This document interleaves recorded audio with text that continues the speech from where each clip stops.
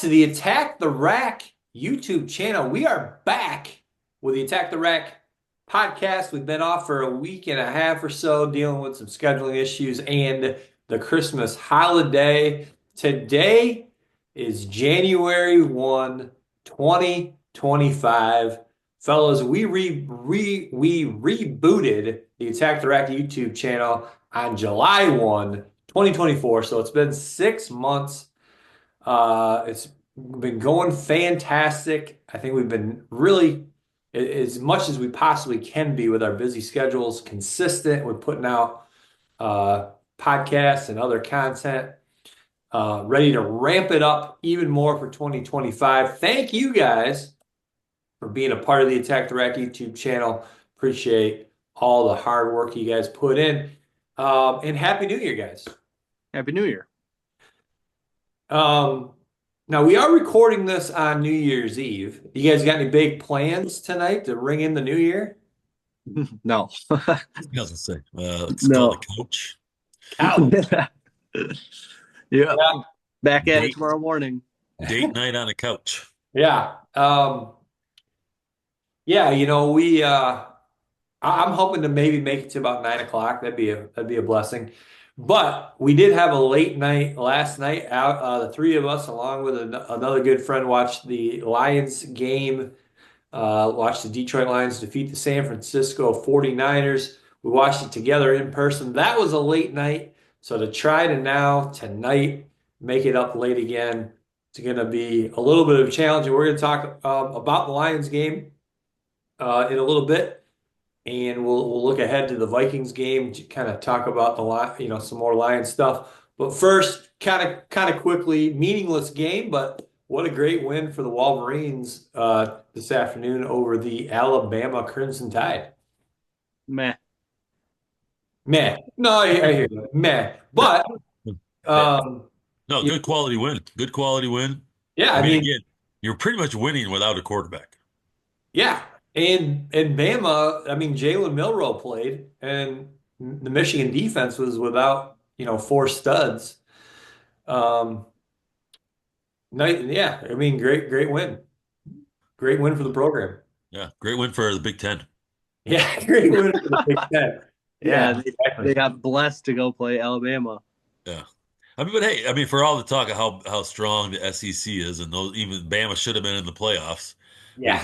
if you can't beat Michigan on a neutral site, I don't Without think Bama should have gotten without their four studs on defense. yeah.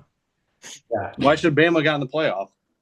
I just think people thought they should have, right? Bama Yeah. I don't think Bama should have because they lost to Vanderbilt and they lost to Oklahoma. and The Ole Miss. Tennessee, or they lose to Tennessee as well. So I don't know.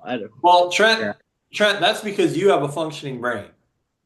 But there are, as Big Mo was saying, there actually are a lot of people. They're probably Bama fans. They're probably SEC fans. Yeah, or For some reason, for as much talk like as I mean, even Ole Miss was 9-3, and I think I mean they thought they should have been in over an SMU, a Boise, Yeah, which I think would have been better games, no doubt about it. yeah. But I also think that's where the playoff committee screwed up is giving SMU and Boise these super high seeds because it just led to blowouts in the first rounds.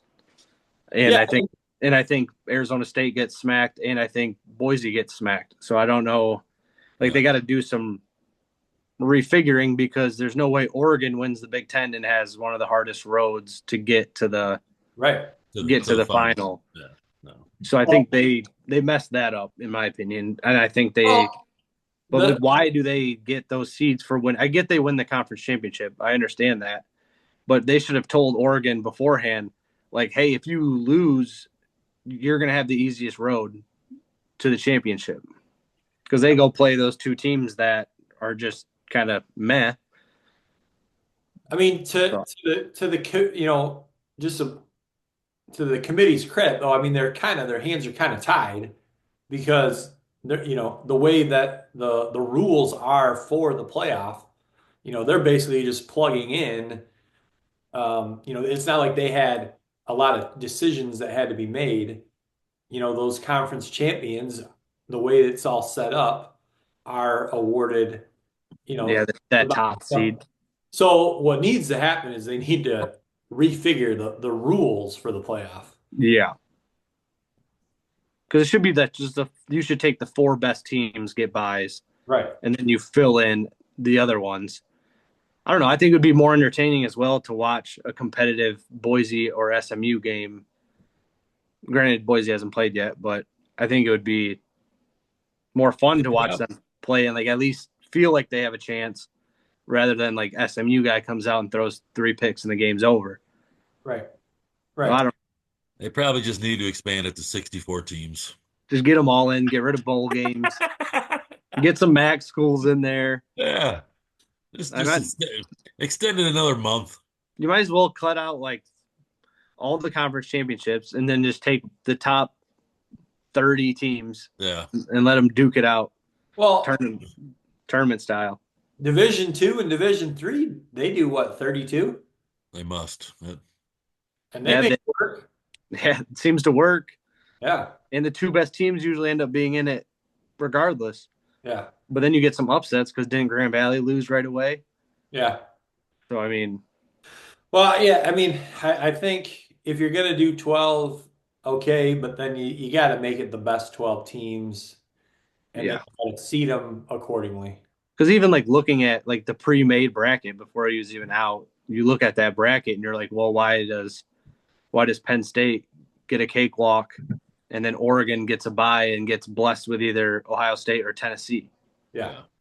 Like and they were by far were the best team all year. And they're a 2.5-point dog. And now they're underdogs in the first game they get in the playoff. So yeah, I don't know. It's weird. After beating them one time too. Yeah. That's weird. But by the way, Division 2 has 40 teams and Division 3 40 teams, Division 2 28 teams. Wow. Okay. So, I mean, you're going to see expand because every year someone's not going to get in. They're going to have to it's going to be manipulated, I would think, at some point, but yeah, because like South Carolina was complaining this year because they thought they should have got in. Otherwise, you're going to create 2 different type of playoff, maybe like a Power 5, top 12, and then whatever that next conference is going to be called, or so you're still going to get 24 teams, but it'll be like 2 kind of national championship games. Well, then they split because they used to have like 2 separate segments of the SEC. There was like 2 different sides. And now it's just one big one. Yeah. Yeah. So you could go back to the split so then they can't complain as much. And then you give them like the first, like the winner of each automatically gets in. And then depending on the other schedules and wins and losses, maybe a second team gets in from there as well. Because now it seems like there's just one big league and they all dodge each other besides a couple games. Well, they're all not playing each other. I mean, it's like the Big Ten, right? Yeah. I mean, the Big Ten where Michigan and Ohio State are on the same side, plus. Well, they're not anymore. Now it's just one big one. Team. One big one. Okay. Yeah. Just crazy. Which again, they're not playing each other. So again, by the end, it's so, you're getting the different teams that are going to get represented in the finals, right? So why even have a conference final? True, because like Bama's going to try to not play like a above average SEC school with the chance of losing, and then they're toast. Yeah, and they might not play one of those top teams. So now you've created this. Yeah, it's going to turn. I mean, it's going to keep adjusting, just like the NIL and all that kind of stuff, the portal. I just think it's crazy that Arizona State and Boise both got buys, and they're just kind of. Yeah, you don't really know how good they are. Right. I hope Boise can give Penn State a game like they did Oregon early, but in my head, I'm thinking Oregon, that was an early game, early in the season. Oregon probably not ready, maybe not as prepared as they should have been. Yeah. It'll be interesting to see if Penn State can focus on stopping the run, probably something they do well. Can can Boise find offense in the air to help them? So. Yeah, because I feel like I just don't see Genty running for 260 yards today. Exactly. And I hope he does because I hope it's a good game. Yeah. Well, hey, let's dive into some of these games, and when this comes out, the Penn State Boise State game will have already been played. But let's just start with that game. Penn State minus 11 and a half versus Boise State. Trent, if you're betting on that, what do you like? It's a weird number. 11 and a half is funky, but I would probably take. Ugh, I don't like Penn State, but I'd probably take Penn State just because I think offensively they're better, and then Boise's very one-dimensional with the run, and I would just focus on containing Genty, and I think you'd be okay. I don't know. It's a weird game for being a second-round playoff game. That's why it's hard to. Because, like, what has Boise really proven other than Genty running for, like, 35 touchdowns this year? Well, And they competing with Oregon week 1. So right, and that's where I look at it like that's 11 and a half. That's a lot of points, and they what did they end up losing to Oregon by? like Only 3 or 2 or yeah, I think it's Oregon's better than Penn State. yeah, but it is week 1. It's like when you lose to a ranked team week 1 and then they become like, for instance, Florida State. Like Florida State's top 10 at the beginning of the year. They lose 3 in a row, but like that it's like almost irrelevant that they were even ranked. It's just like, oh, it's just a bad. Yeah. Like they're like, oh, they were ranked 10 at the time and now they're 3 and 10.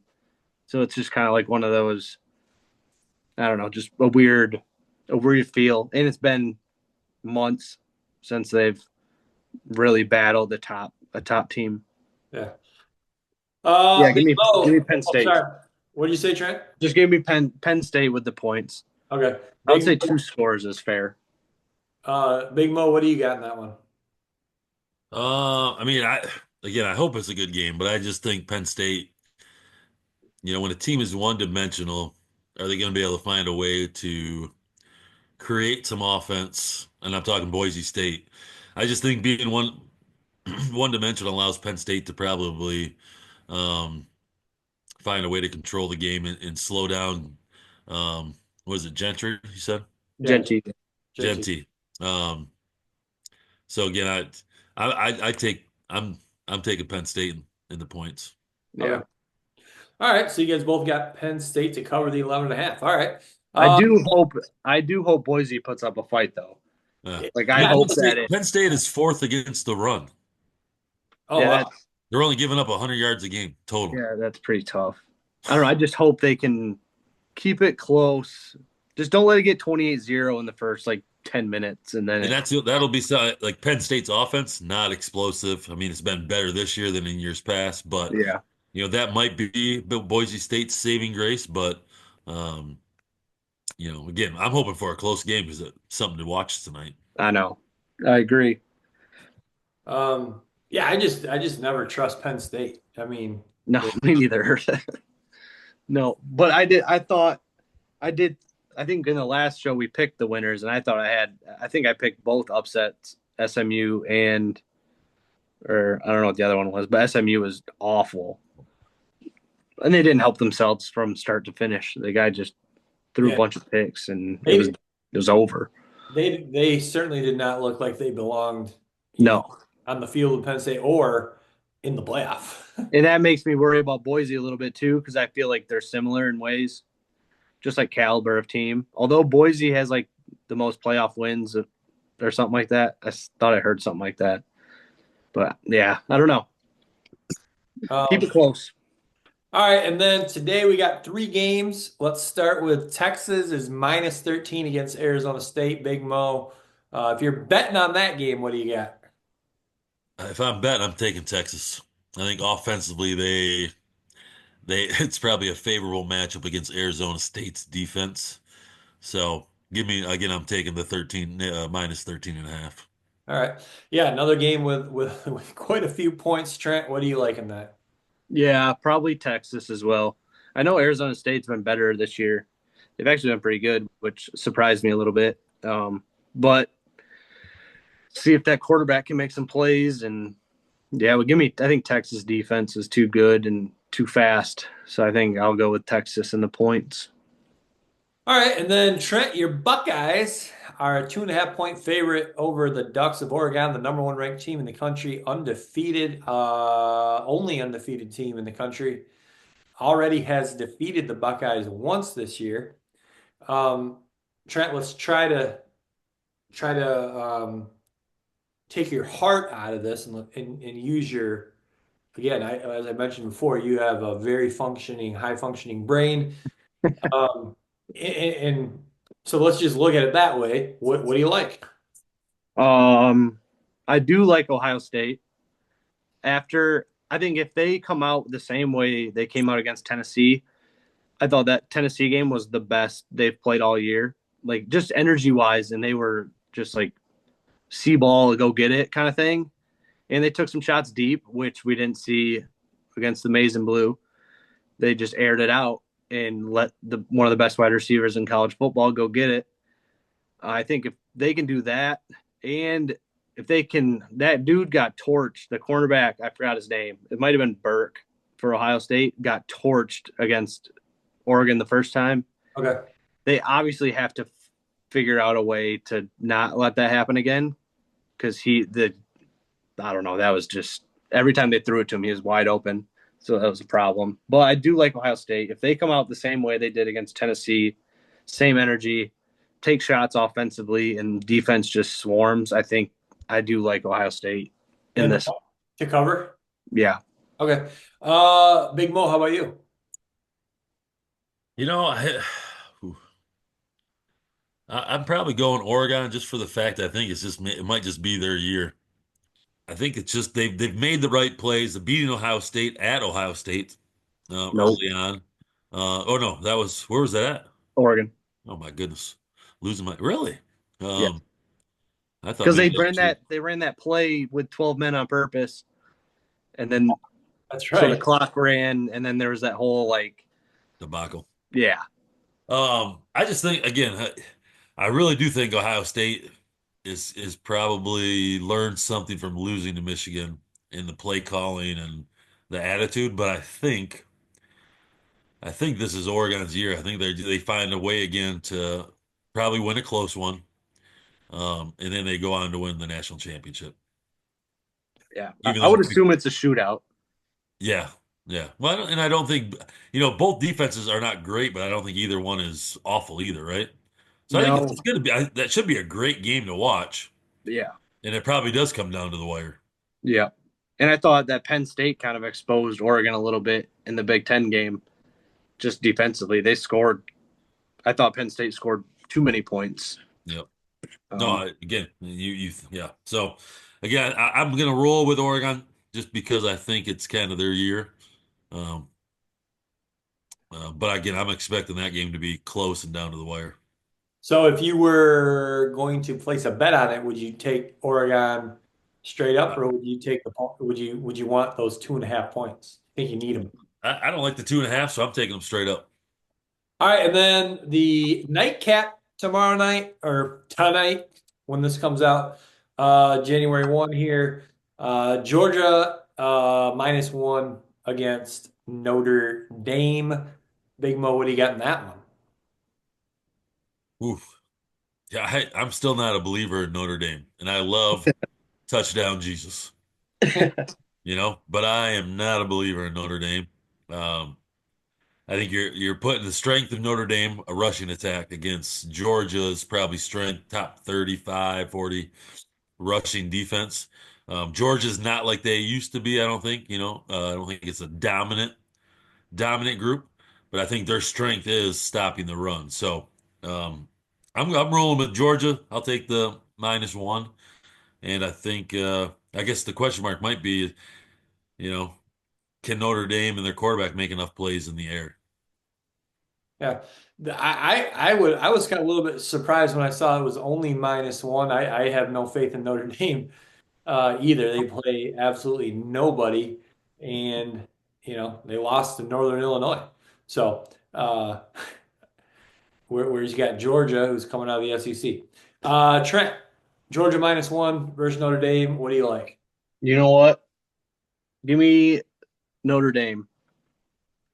I don't know why. In that Georgia, 1 point? I'll just take a money line. Okay. Um, I don't know. Georgia's backup quarterback That's true. playing. That's true too. That is true. I don't know. The last couple of games, I guess I've watched of Notre Dame. They're pretty solid, but we'll just go out on a limb and say we'll go with the upset. All right. And then as we mentioned last night, Monday Night Football, Detroit Lions traveled across the country to the Bay Area over there in California, played the San Francisco 49ers. They were a 3.5 point favorite. They ended up winning and covering. Quite a game. Not, a little bit ugly in the beginning. I think, as I mentioned, we were watching the game together and we were just worried that the Lions were just not going to get a stop. And if they weren't going to get a stop, it would kind of come down to whoever had the ball last. But thankful for Kirby Joseph, two Yeah. interceptions. And then you got Jake, what's his first name? Moody, kicker for the Niners, missing 2 field goals. So Lions were able to get enough stops to come out with a W there. Yeah, the defense. It felt like it was almost the first team to get a stop was going to win. Right. Um, but it was funny because you mentioned like Purdy doesn't throw picks, and then that next possession he threw a pick, so that was perfect timing on your part. I jinxed them, thankfully. Yeah, I mean, I'm glad that the Lions' offense is good and effective because we kind of almost expect them to get at least some points most of the time.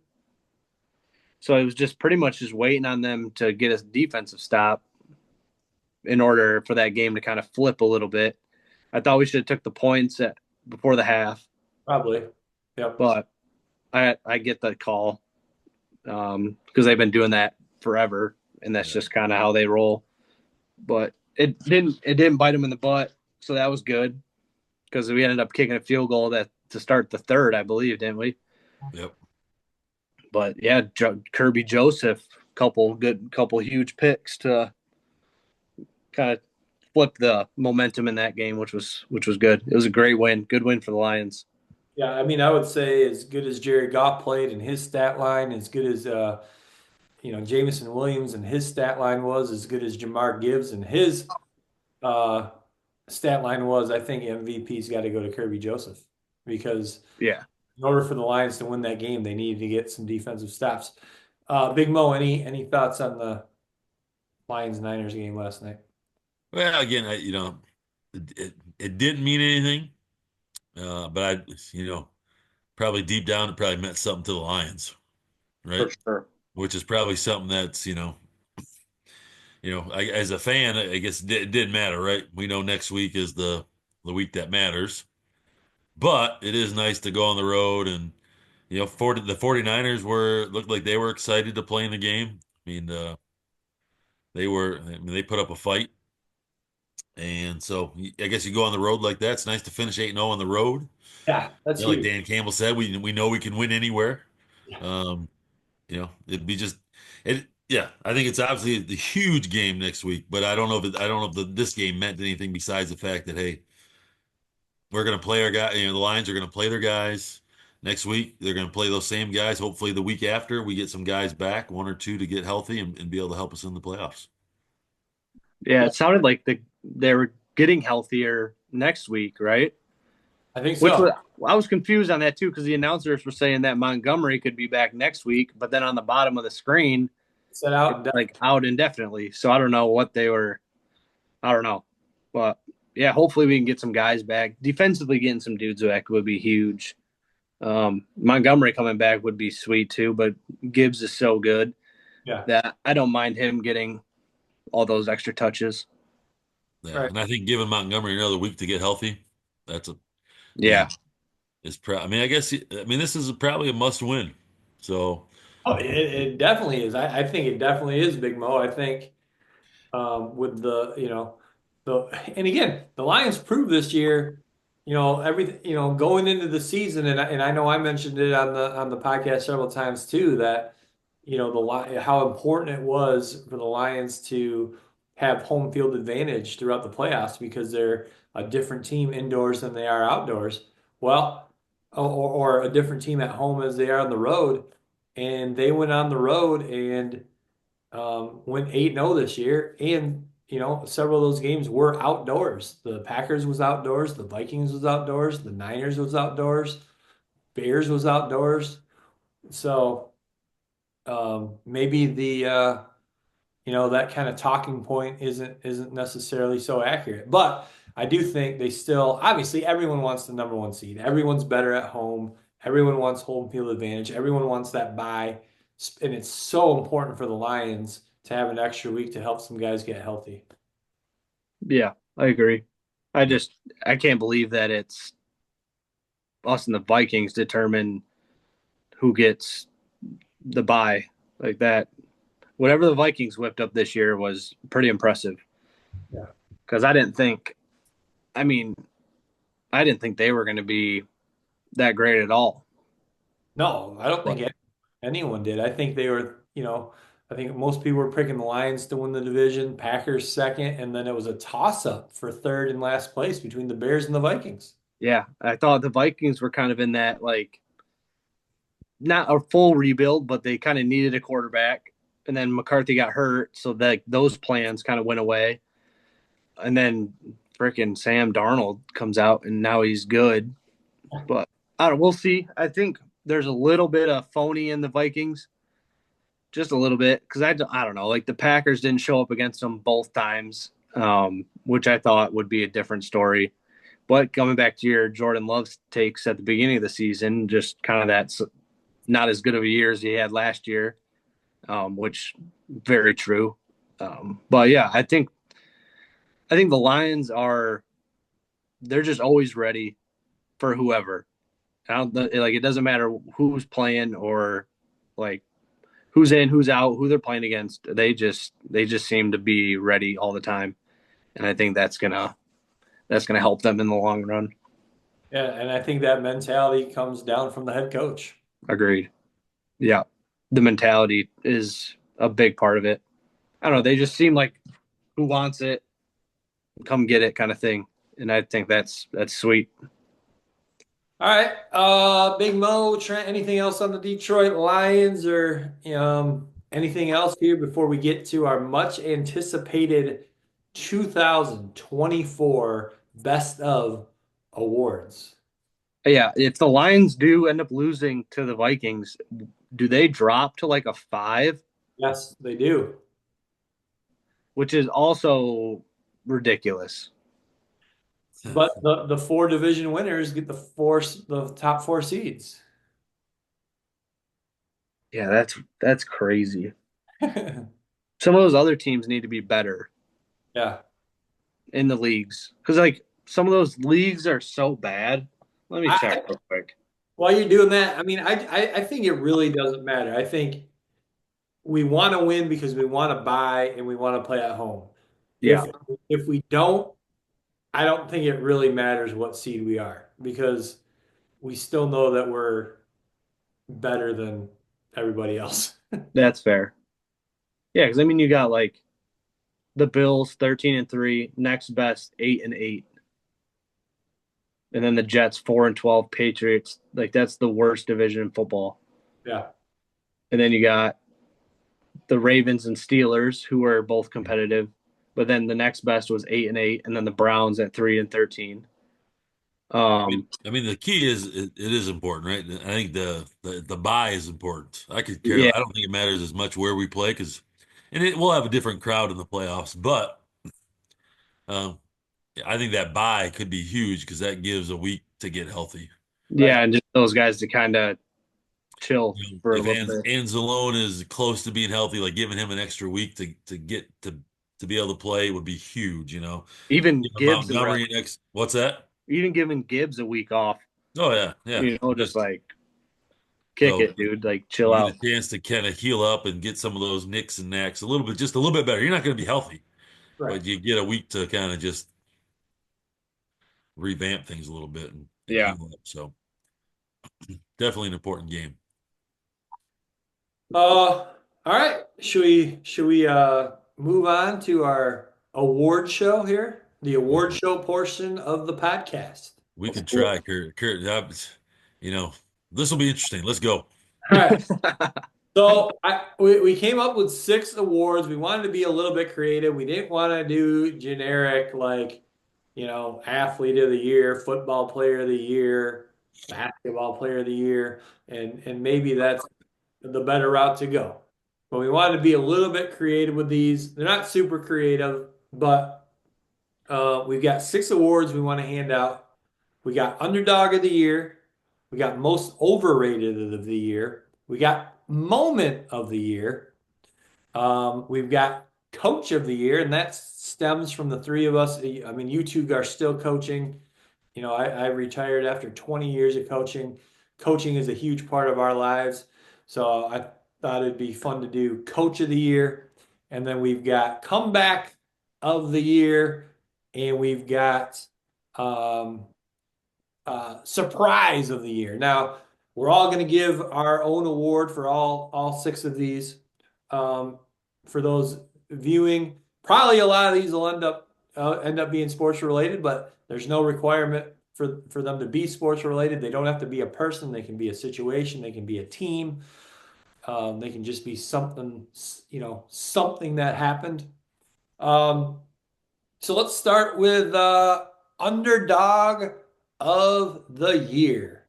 Trent, who was your 2024 underdog of the year? I went with Arizona State football. Okay. I thought they just came out of nowhere, and they've been kind of historically not very good.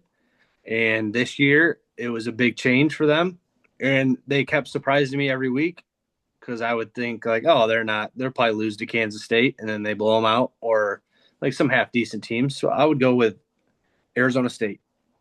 All right, that's a good one. And then Big Mo, who was your 2024 underdog of the year? Underdog of the year. I'm gonna go a golf situation. So Nick Okay. Dunlap, Whoa. Oh, amateur golfer, Okay. amateur golfer, wins at the American Express Cup. let's go.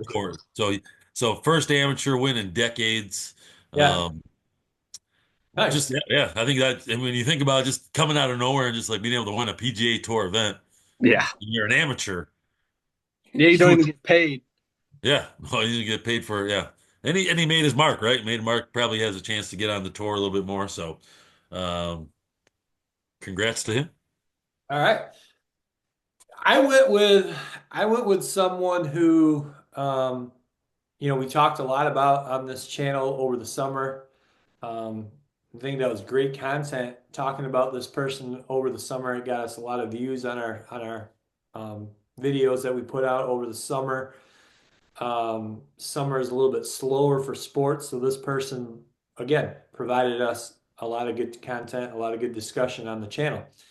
That person is Caitlin Clark.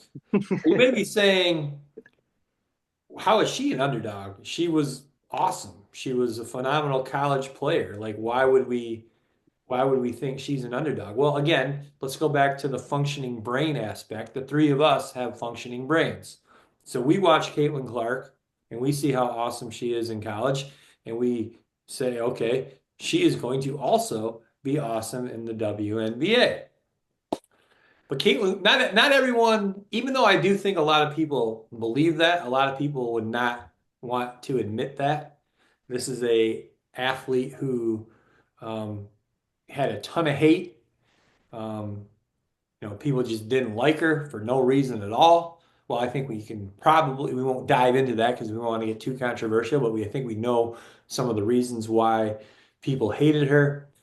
She took tons of hate from ESPN, other sports media, other players in the WNBA, and she overcame it all. She did struggle in the first few games of the season, and then from there, she went on to arguably an MVP type season. I think if you throw out those first few games, she probably would have had a more legit shot at winning the MVP. She did win Rookie of the Year. She led her team to the WNBA playoffs after winning, I believe, only like 3 games without her prior to her in the season before. And so my underdog of the year who overcame it all, Caitlin Clark, WNBA player for the Indiana Fever. Very nice. All right, next award, most overrated of 2024. Trent, we started with you on the last one. Big Mo, why don't you start with you on this one? Oh, most overrated, huh? Hmm. That's interesting. Most overrated. Um, You want me to go? well, I'm just gonna say it because I mean, obviously, I think most people probably have an idea or think it, but Angel Reese. Yes. I mean, I was gonna try to come up with something kind of, off the cusp a little bit, but I think, again, I think she's helped grow the Mm. WNBA, and the viewership, and I think people have bought into the Well, idea that there's some type of what am I rivalry. thinking? Yeah, rivalry between her and Caitlin Clark and this and that, and I'm not really sure there is, but obviously, I mean, I mean, a great role player, probably a player that you would want if you were coaching a basketball team for how hard she plays and maybe how physical she can be. Um, but I'm not sure that translating is translating to be one of the top, you know, I don't know, 20 players in the league or something like that. So Agree. I'm going to go with Angel Reese, overrated. I just saw something really funny. There was a little, it was a short or it was a reel or something. It was Angel Reese's peanut butter puff cereal. She's on the Huh. cover of a Reese's peanut. Did you see this? It's like a whole bunch, like it's a TikTok trend right now, I think, or something like that. Where Okay. is it where they grab it off the shelf and they try to throw it into a basket? Okay, that's I Oh, saw a different one. What all I right. saw It's really was not even throw. They kind of lay it into the basket and it always misses. what I saw is they opened the box and they got Oh, their empty bowl on the on the table and they yeah. pour the cereal in the bowl and they miss and it spills all No, outside the bowl. I have not seen that one. That But sounds again, about right. like I think that helps her win. Like again, that's helping promote the WNBA. It's helping promote Angel Reese. Probably not in the best way, but again, it's a two-way street there. It's probably helping the WNBA build some brand or acknowledgement. Again, but probably doesn't help Angel Reese in the Yeah. basketball sense of things. And it brings a comedic relief if you watch some Angel Reese basketball games. Oh, goodness If you gracious. want to watch someone shoot a bunch of bricks and get her own rebound, tune Hey, into the Chicago Sky. sometimes it's just Uh, all about the stats, baby. It's all about the stats. Not uh, percentages, not shooting, just not field goal percentage. no, just the numbers at the end. Just the numbers at the end. All right, Trent, who or what did you have for overrated? I took Alabama football this year. Wow, good one. I just thought they kept being ranked in the top 10 just for them to be suckered into making the playoffs somehow. But like losing to Vanderbilt, scoring only 3 points against Oklahoma, and then losing to Tennessee, which was at Tennessee, which fair. Yeah. But I don't know. I felt like the media outlets were trying to hold on to Alabama as long as possible to try to still keep them relevant because they think they keep college football afloat. I think it's changed. I think I think we're looking at different teams now that help keep college football afloat. So yeah, give me Bama. You know what's interesting too about Bama is, you guys probably heard this as kind of a big story a couple weeks ago, where it kind of was revealed that Alabama does not have, at least at this juncture, a whole lot of NIL money. So if they Oh, don't have the NIL money, we may see them kind of start to fall off. oh, wouldn't that be? I mean, I think they have. I think they already are on that trajectory. I Yeah. just don't see them without Saban. I don't see them being as dominant ever again. Yeah. All right. So for my most overrated of the year, I have Bronny James, who was actually drafted into the NBA, which right there qualifies him in the discussion for overrated. Good one. Certainly should not have been drafted. Only was drafted because his father, LeBron James, told the Lakers to draft his son. He has started to play a little bit better in the G League, but even after being, dropped down to the G League, which what an absolute joke that he was even on an NBA roster. Um, after his first several games in the G League, he was rated like 360th out of the 364 players in the G League. He has kind of turned around a little bit lately. He's been playing a little bit better. But here's somebody that was probably, I think he was maybe a 4-star recruit in high school, probably shouldn't have been.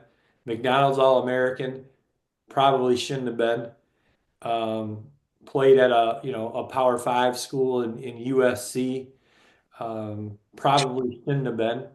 Got a few minutes here or there on that USC basketball team, probably shouldn't have. And then got drafted after one season with hardly even playing at USC. Definitely shouldn't have. Made an NBA roster. Definitely shouldn't have. And then played in the G League. And I think you could argue if he's even good enough to play in the G League. So my most overrated, Bronny James. I agree. All right, so I'll go first. You guys both went first so far. I'll go first with this next one. This is the 2024 moment of the year. And as a longtime Michigan athletic supporter, I have to go with the Michigan football team winning the national championship. Technically, that was the 2023 season, but the game was played in January of 2024. So in the last calendar year, 2024, my moment of the year, Michigan football winning the national championship. Can't beat that. Yeah. Big Mo, why don't you go ahead with yours? Oh, Got to hold on to something. man. Yes. Easy over there.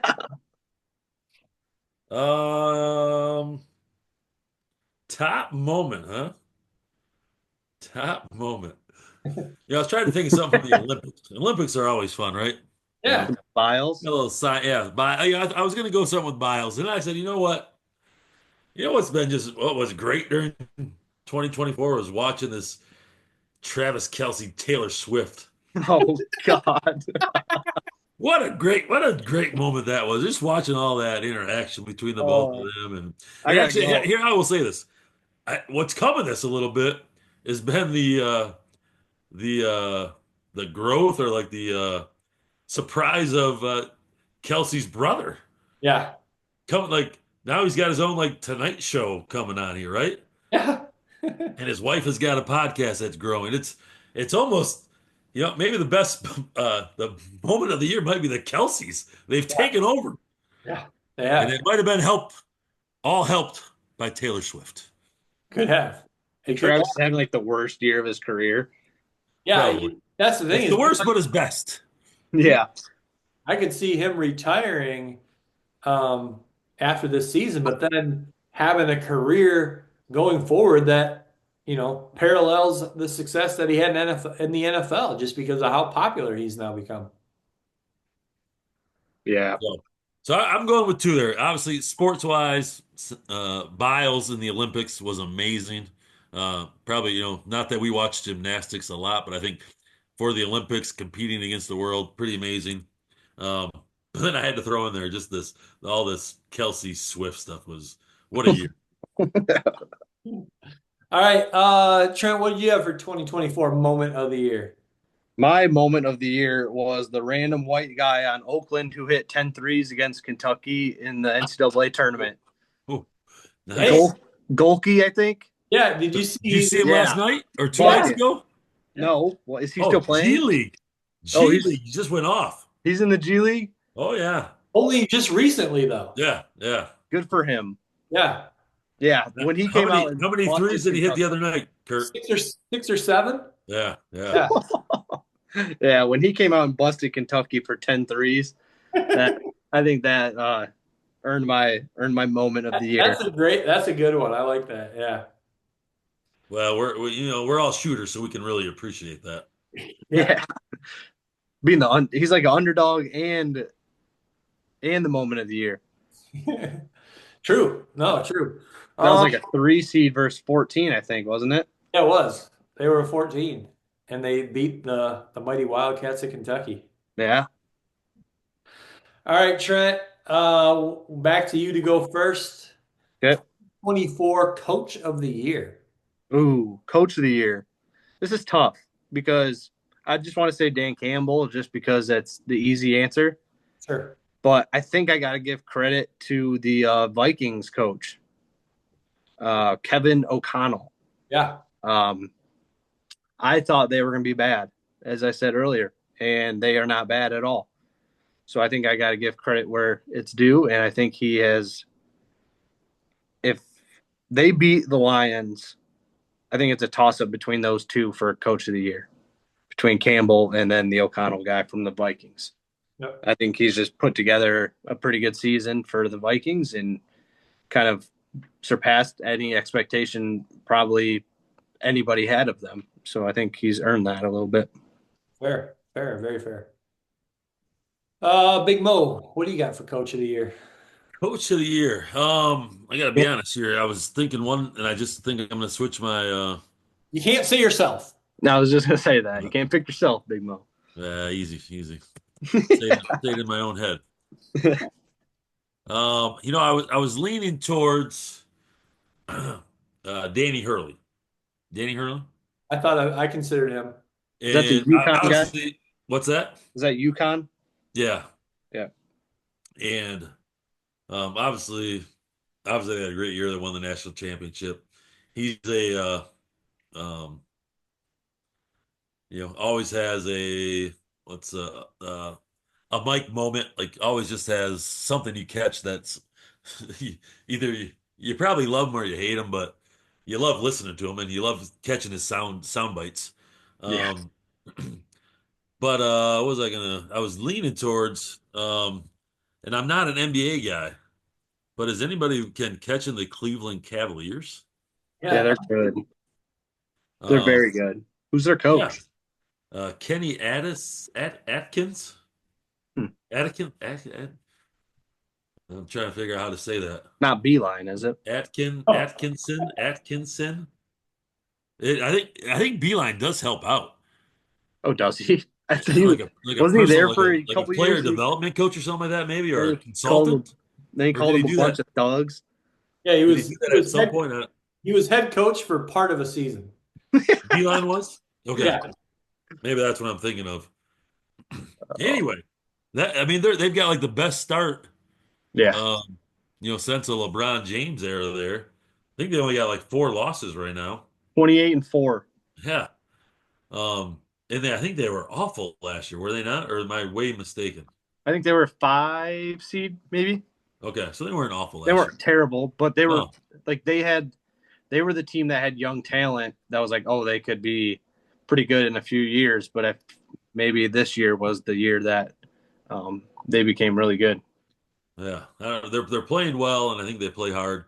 Yeah. So I probably shouldn't give them both a shout out, but in my head I was going Danny Hurley the whole time, and then I think I saw something last night about the Cavaliers start, and um, and that's pretty amazing in the NBA to be that. I mean, I know um, they've got one stud on the team, at least like name wise, recognition wise, I think. Donovan Mitchell.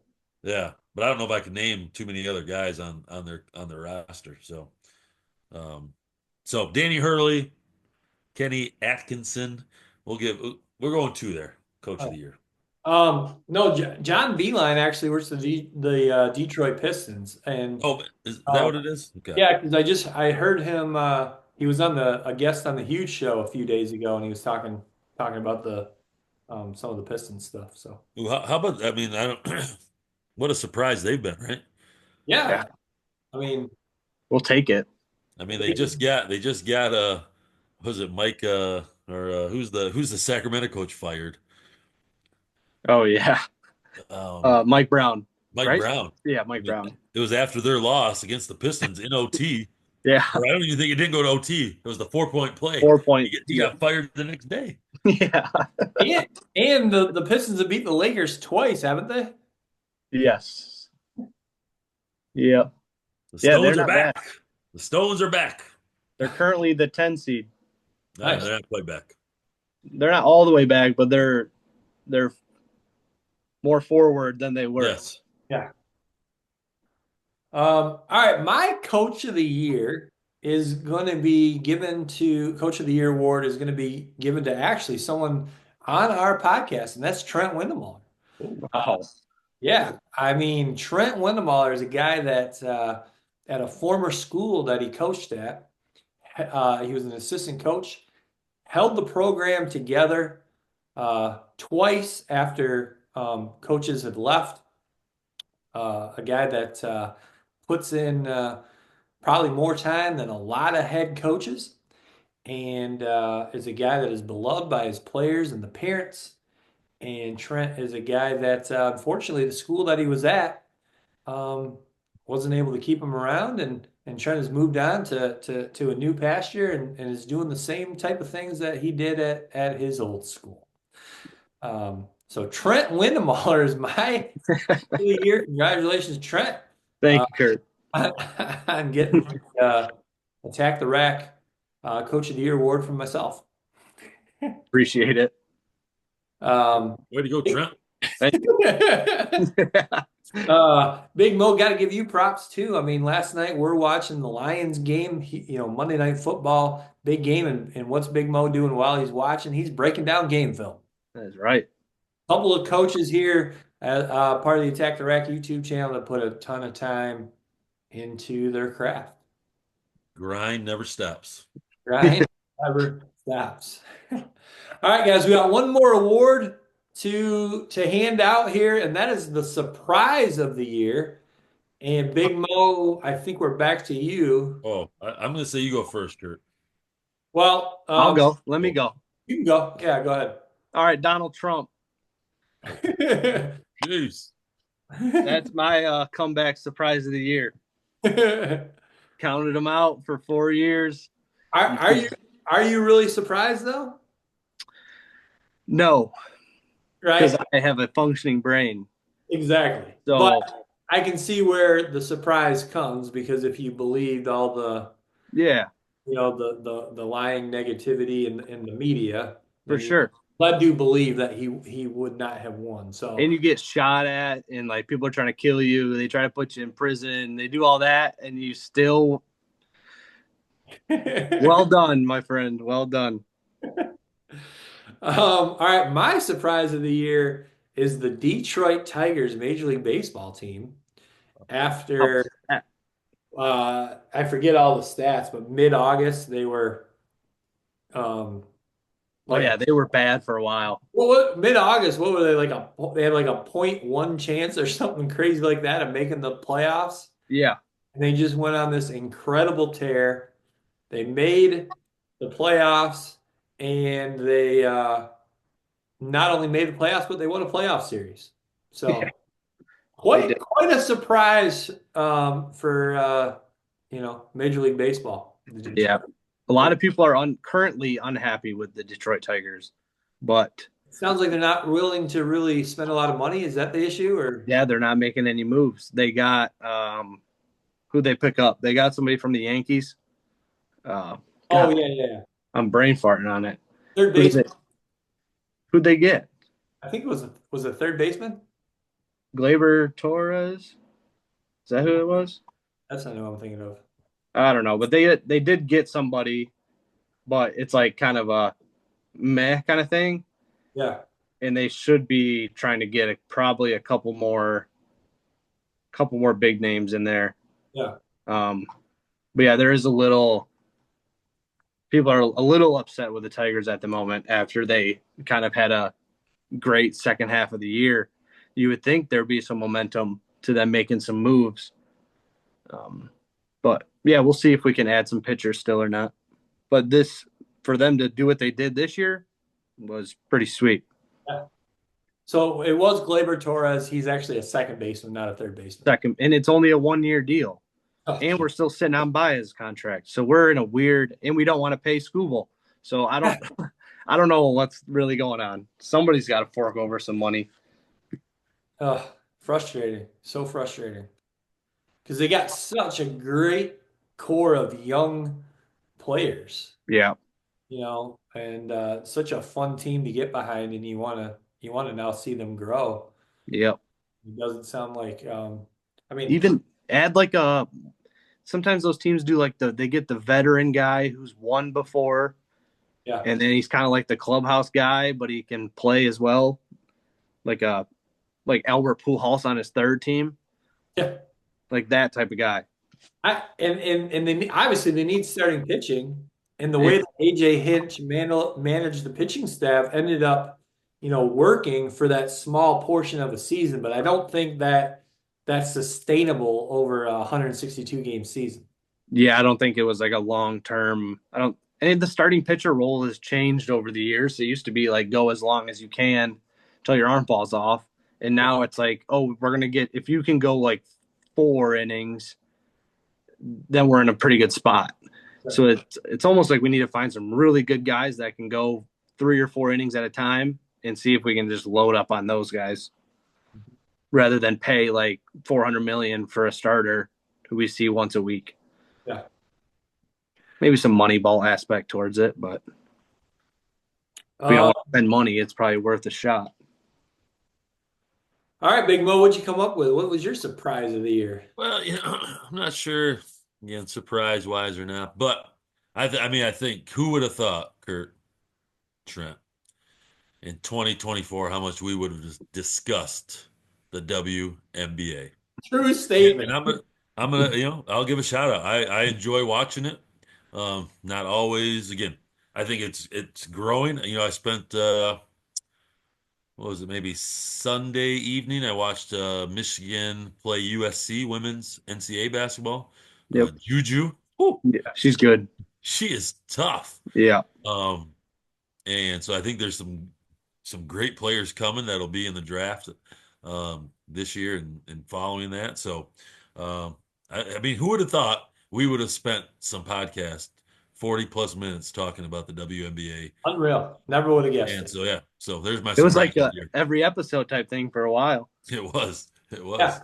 And some of that just had to do with because it was one of the Not openings worse. really cold in the summer. I mean, we did have the Olympics and you do have Major League Baseball, but there's not a ton else going on. So, part of it was that, but it ended up working out well, and it was great discussion. It was fun to watch, and what's going to be interesting to see now, does some of that wear off after just 1 year, or like you said, Juju's only a sophomore. I don't know if she'll, you She'll know, probably go.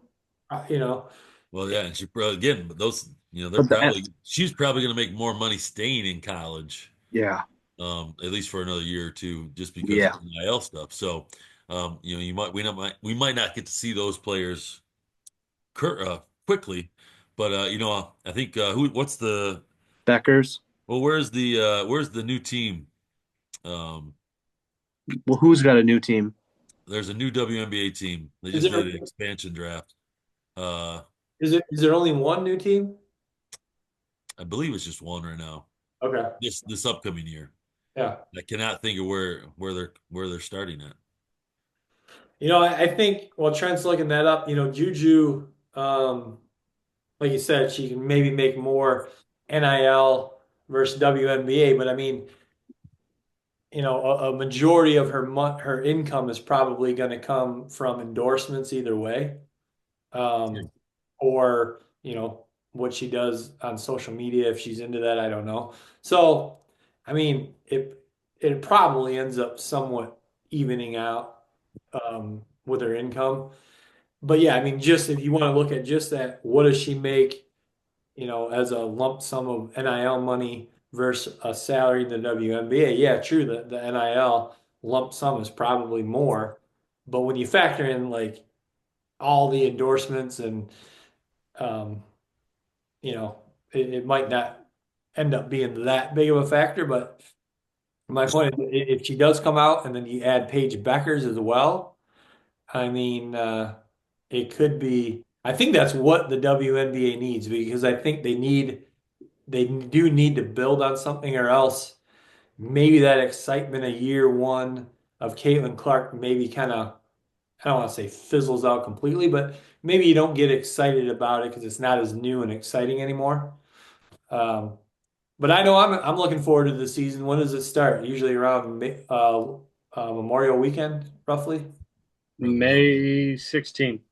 Okay, so a couple weeks before Memorial Weekend. It's the Golden State Valkyries. Yep. Oh, geez. A what? What are they called? A what? The Valkyries? Valkyries? Valkyries? I don't know what Do we know what that is? I don't. No, I don't know what a Valkyrie is, Jeez. but it looks like a. Is it like a bird with wing or like a dragon with wings?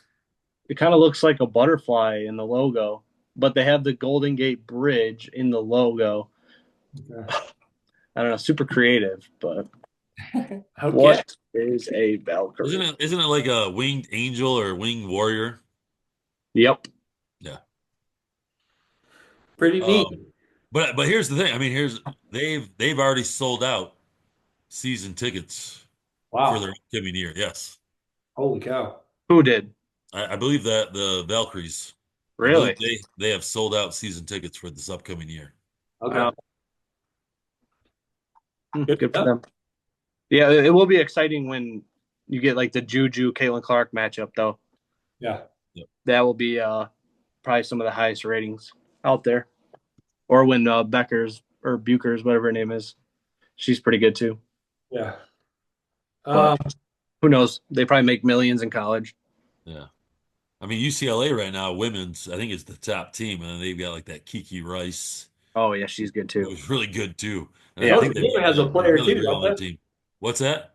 Notre Dame has a player too, don't they? Oh yeah, Notre Dame's, yeah, their guard. I just watched that game the other day because they whooped on somebody. They whooped on like Clemson, I think it was, or something. But Okay. yeah, so big surprise of the year for us. Yeah, I like that. I like that a lot. That was a good big surprise that we talked about it all summer long on the channel here. So all right, guys. Well, that'll wrap up our 2024 Best of Awards. Hope everyone enjoyed that. All right, let's wrap up the this episode, our first episode of the 2025 first Tech the Rack podcast episode with our top three. And although it's a week old, kind of everyone's kind of transitioning from that Christmas spirit already. But we had mentioned in our last podcast before the holiday that we were gonna do our top three. And the next episode was going to be our top three Christmas gifts that we got when we were kids growing up. So yeah, Trent, you got the wheel ready? got the wheel. All right, let's see who's going to get their first pick here. Our first decision. First pick is Big Mo. I'll go number one. Okay. I will say probably the order in this isn't it doesn't really matter that much because I don't think we're all probably going to say the same thing. And I think we'll say that, maybe there will be some duplicates in this one. So, And then Kurt, you got second choice. all right, I'll go second. Okay.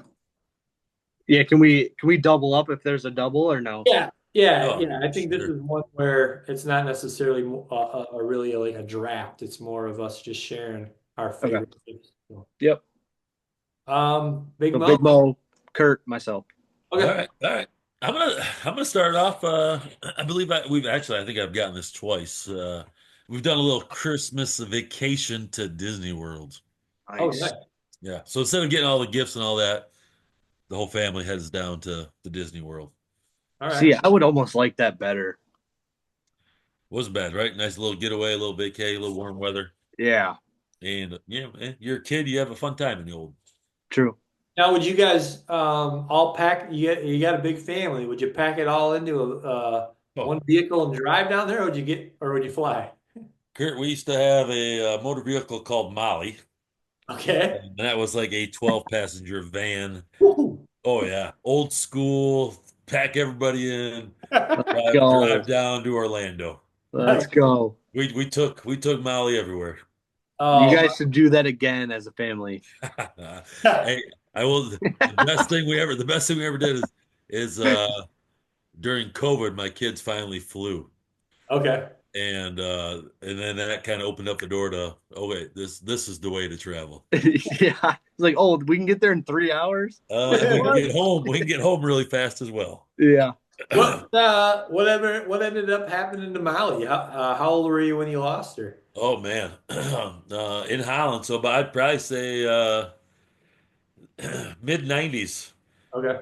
And Molly came with us for, I think we had her in Wisconsin. So, Wow. oh yeah, she had miles on her.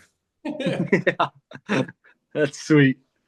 All right. My first one of my my favorite gift I got, and I always wanted a Nintendo, and my parents just wouldn't pull the trigger. They just wouldn't let my sister and I get a Nintendo when we were little kids.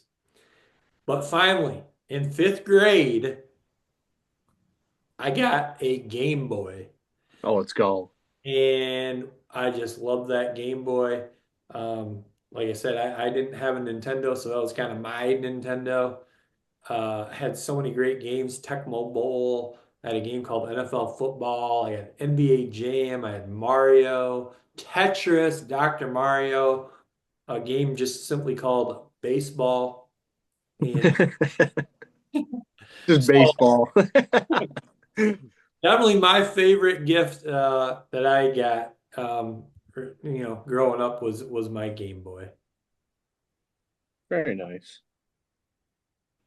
I would have to say, as a kid, my favorite gift I got was my like first baseball bat. Okay. Was really into baseball. Yeah. And I think the first baseball bat I got was like a prized possession. Like wouldn't let other people use it until I got to like a certain age, and then it didn't really matter as much.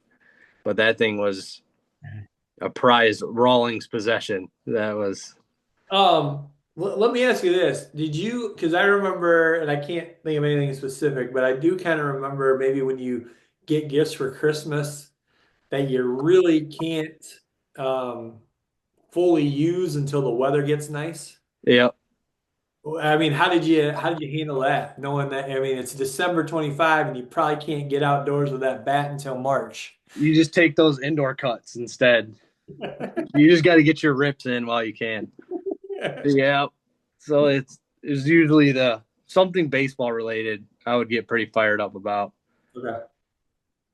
All right, and then Trent, Oh, go again. yeah, yeah.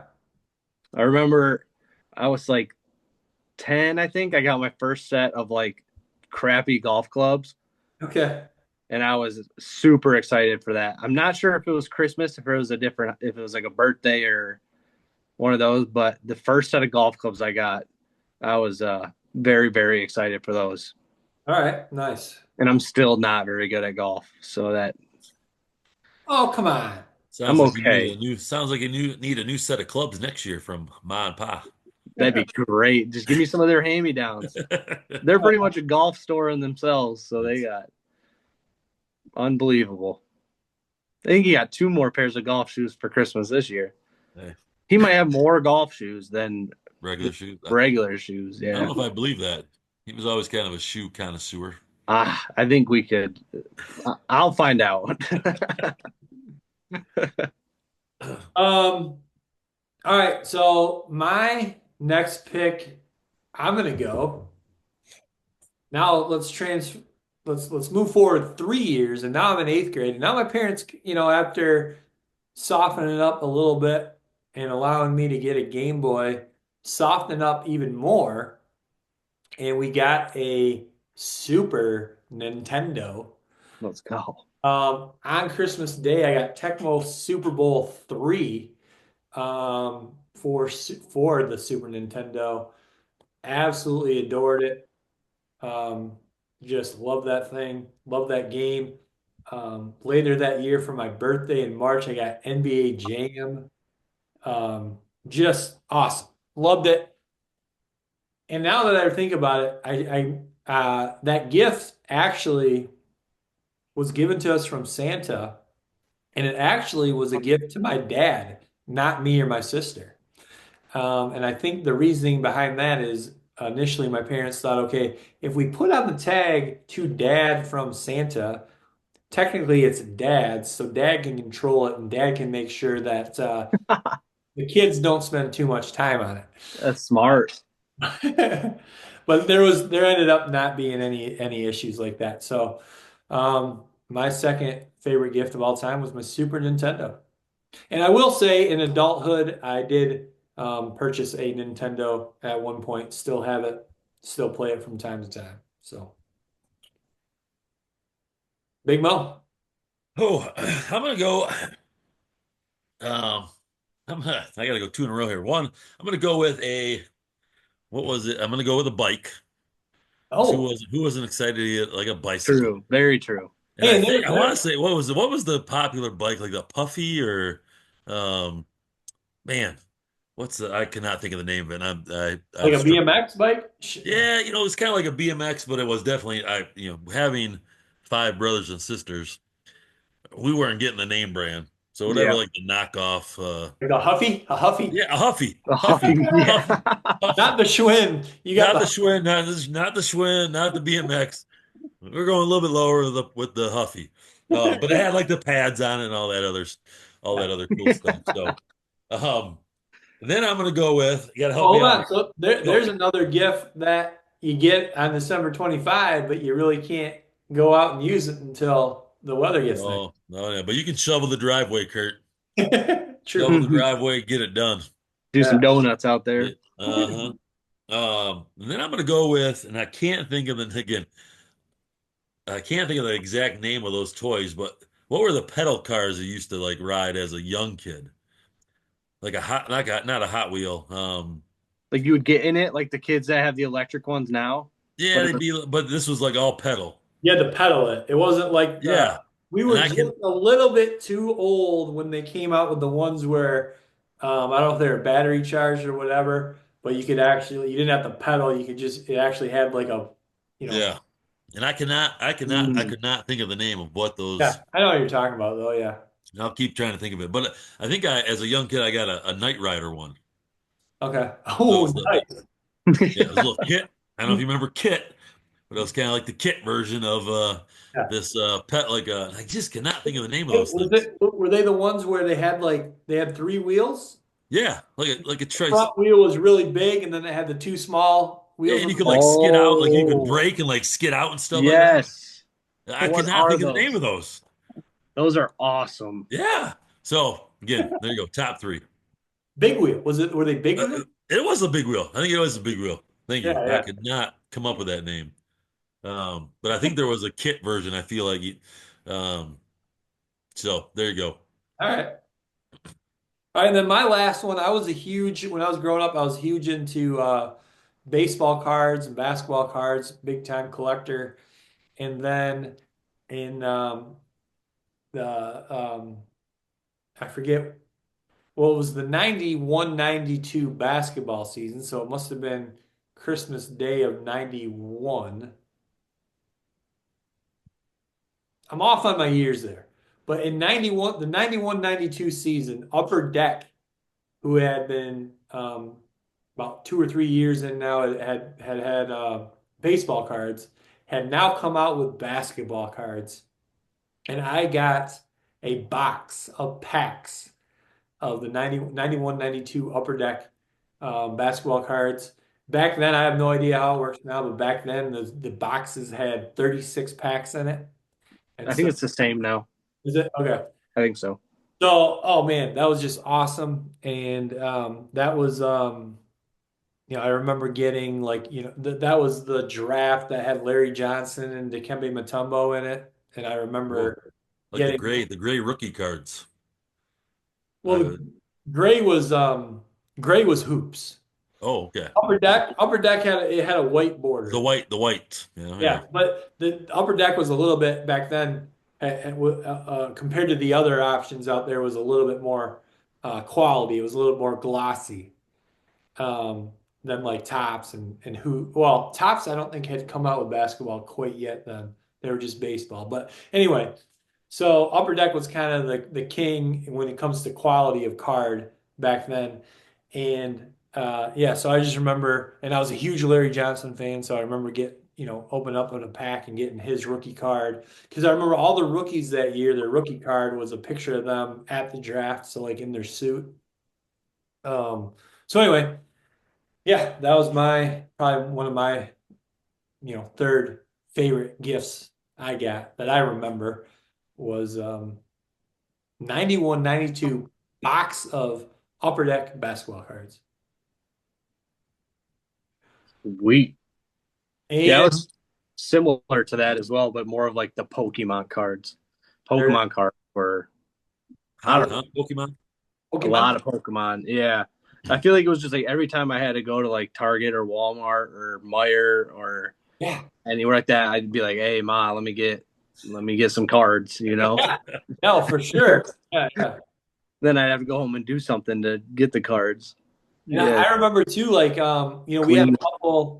back then we had a couple sports card shops here in Holland, but it was always fun to go to Grand Rapids because if you drove up and down 28th Street, there was like three or four, maybe five sports card shops up and down 28th Street. It was always like a big Saturday event to go to the or back then too, they had card shows all the time, like at the Mhm. Civic Center or or the malls in Grand Rapids, and they'd always have like I remember, Kirk Gibson. They'd always have somebody there too signing autographs. So Yeah, I think I remember. I think where did I get mine? Cobblestone Crafts and Hobbies. I yeah, think yeah, it was yeah, downtown Holland for a while. yep, I think that's where I got a lot of the cards from. yep, Well, yeah, my third. I will go with my third one. yep. I got into like I don't even know if it was like rollerblades or a BMX type thing, but I got these like X. They're called Factor X ramps, Okay. and you just like you could connect them, or you could like get different pieces for them to make. You could put like a grind rail on them, or you could just make the jump spaced out. And I think I just went up and down my driveway either with a bike or rollerblades for hours, just going off those ramps. So I love those things. Nice. And I had to look them up on eBay just to make sure that they were what they confirmed exactly what I had. Nice. Little tabletop ramp. You could take out the tabletop, put a grind rail. Oh yeah, Nice. that era didn't last long though. That was a short-lived Yeah, scheme. yeah. I think I grinded for a couple weeks, and then I was like, all right. Any other fun gifts that you can think of that really excite you as a youngster growing up? Tech deck skateboards. Oh, You know okay. what those are? Oh, Like little finger skateboards. oh, okay. Those are still kind of either coming back or they were hot a couple years. I bought a couple for my son maybe last year. The tech decks. Yeah. Yeah, they could. I don't know how into it I got, but I know that I definitely had some of them, and then they like created skate parks for them, so you Yeah. could just like buy all the different types of like ramps or half pipe or whatever, and kind of just do your. Do your thing. So weird to think about That is weird. finger skates. Oh man, any other? I got one.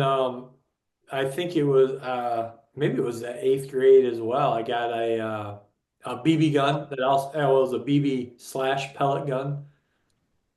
That was pretty sweet. Sounds pretty dangerous for the Van Hecken family. Never shot my eye out. Yeah, that's good. Yep. That's good. That's good. But otherwise, it was once I finally got a video game system. Usually, there was a game every Christmas that I would get. Usually, Yeah. like the latest football game or basketball game or whatever. Yeah. Oh man. And So now we don't get any gifts, Kurt. now we're giving. I got a vacuum this year. Oh, That's nice. big I time. actually got, and you guys saw it last night. The my new when we were watching the game, a The new fireplace thing. no pot and pan set. Oh, Pot and pan set. Pots and pans. I Yeah. like the fireplace thing in the Yeah, it's pretty sweet, huh? TV stand. Yeah, that's sweet. Yeah. It's really, really homey and, Yeah. and sets the mood. It does. We were pretty in the mood last night, weren't we? Yeah, still got the Christmas tree up with all the lights and the ornaments. Still have the garland, or whatever you want to call Yeah, it. you're All the TV. blocking the score. Yeah, on Big time. Mo kept asking how much time was left. Yeah, trying to watch a game, get into it. And I can't even know. I don't know the time or score. All right, guys. Well, hey, I mean, again, we're recording this on New Year's Eve, so we're kind of wrapping up to 2024 here. But this will end up being the first episode in 2025. Any final thoughts on anything at all, guys, from 2024? And let's have a great 2025. Let's do it. Let's do it. Let's see if we can grow the channel by leaps and bounds. And that starts with you guys. If you haven't yet subscribed, why don't you go ahead and give us a subscription, subscribe, whatever you want to call it. You just hit that little button there. It'll take you half a second. It's free, but it means a ton to us. Leave us a comment. Let us know, who is your underdog of the year? Who is your most overrated of the year? Surprise of the year, moment of the year, coach of the year. Best Christmas present ever. Yeah, what was your best Christmas present you got growing up as a kid, or if you are a kid, what'd you get this year? I don't know if you're, Yeah, if the you're Beanie kids, you'd be Baby watching this us. year. All right, well, that'll wrap her up, fellas. Have a happy new year, and we will see you guys on the next one.